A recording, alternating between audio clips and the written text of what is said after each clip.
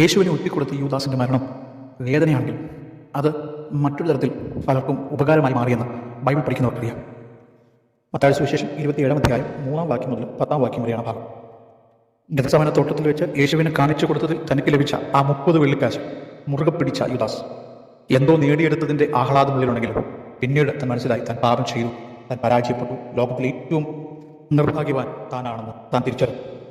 മനോവേദനയും മനോഭാരം കൊണ്ട് വിയർപ്പ് മുട്ടിയ മനുഷ്യൻ തനിക്ക് ലഭിച്ച ആ 30 വെള്ളിക്കാശുമായി മതമേലധ്യക്ഷന്മാരുടെ അടുക്കിലേക്ക് വീണ്ടും ചെന്നു.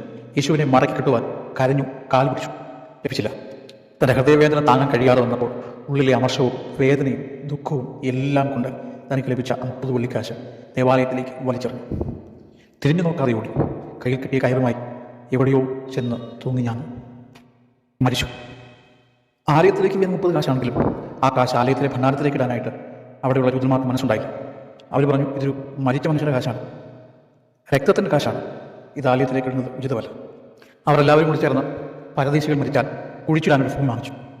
ആ ഭൂമിയുടെ പേര് അക്കൽദാമ എന്നാണ്. അക്കൽദാമ എന്ന വാക്കിൻ്റെ അർത്ഥം രക്തനിലം എന്നാണ്. യൂദാസിൻ്റെ മരണം കൊണ്ട് ഒരു സെമിട്രി അല്ലെങ്കിൽ പരദേശികളെ കുഴിച്ചിടാൻ ഒരു കല്ലറ രൂപപ്പെട്ടു. തള്ളിപ്പറഞ്ഞു പോയവനെ ചേർത്ത് പിടിച്ച സ്നേഹമാണ് ക്രിസ്തുവിൻ്റെ സ്നേഹം. യൂദാസും മടങ്ങി വന്നിരുന്നെങ്കിൽ ക്രിസ്തു അവനെയും ചേർത്ത് പിടിച്ചാൽ ആരൊക്കെ തള്ളിപ്പറഞ്ഞാലും